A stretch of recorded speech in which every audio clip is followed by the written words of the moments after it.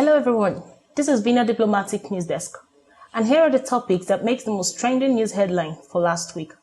The United Nations Secretary Mr. Ban Ki-moon on Monday told member nations to be united in their approach towards global challenges. President Muhammadu Buhari has described corruption and cross-border financial crimes as major obstacles to development and economic growth.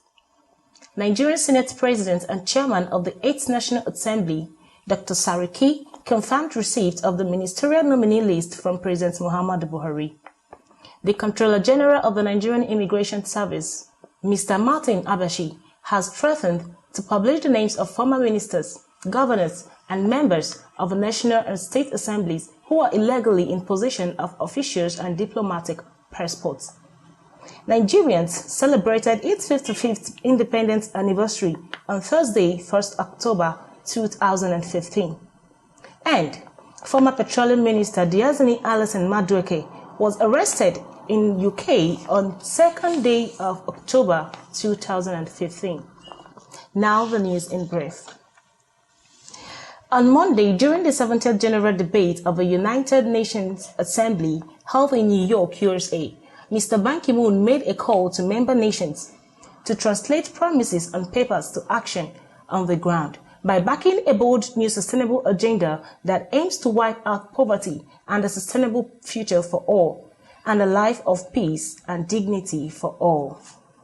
He welcomed the Addis Ababa action and the renewed by developing country to invest 0.07 national gross income in official development assistance. He also maintained as a must to get the Green Climate Funds up and running. The Secretary General finally urged all countries to act with effect to mitigate suffering in countries across the world, where 1 in 4 children suffers from chronic malnutrition.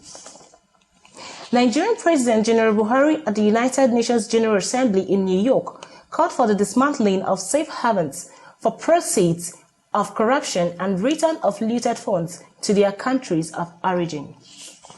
He further condemned the dangerous dimension which human trafficking has assumed in the world and assured that Nigerians would support any measure aimed at apprehending human trafficking and bringing them to justice. He stated this while emphasizing Nigerians' willingness to partner with the international community to confront corruption. Now, the ministerial list. The ministerial list was submitted to Dr. Saraki by Chief of Staff to the President, Mr. Abba Kairi, and the SSA to the President on National Assembly Matters, Senator Ita S.J. Inang, on the 30th of September 2015. The Comptroller General of the Nigerian Immigration Service, Mr. Martin Abashi, has threatened to publish the names of former ministers, governors, and members of the national and state assemblies who are illegally in possession of official and diplomatic passports. Mr. Abashi, who issued the threat while speaking in Abuja, however, said that over 200 passports have been retrieved since the directive for the withdrawal was given. Mr. Abashi also assured Nigerians to tight security at the nation's borders.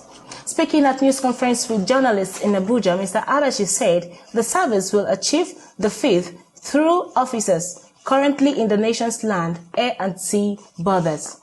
He solicited the support of all Nigerians in its bid to ensure proper border control.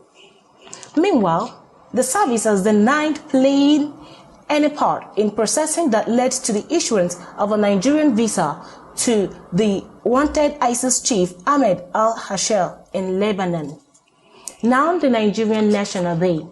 Nigerians within the shores of the country, indeed those in diaspora, celebrated its 55th year of independence, and some are still celebrating this remarkable event of Nigeria as an independent entity. And then, before we say goodbye, the immediate past Minister of Petroleum Resources, Diazani Alison Madueke, was arrested in London the 2nd day of October 2015. Mrs. Alison Madueke was arrested along with 4 other persons in relation to corruption allegations being investigated by the UK National Crime Agency. Mrs. Diazani Alison Madueke has been in London for some time, reportedly on health grounds. Under her watch, the then CBN Governor Sanusi Lamido Sanusi alleged missing funds in the Nigerian National Petroleum Commission (NNPC) amounting to $20 billion. Few days ago, at the United Nations General Assembly, President Muhammadu Buhari had made it clear that those who misappropriated billions of naira belonging to Nigerian National Petroleum Corporation would soon be prosecuted. It is not yet known if Mrs. Alison Madueke's arrest was based on a request from the Nigerian government. And at this, we come to the end of this week's news edition on Vinat Global Communications. I am Tochi Peace Nzako.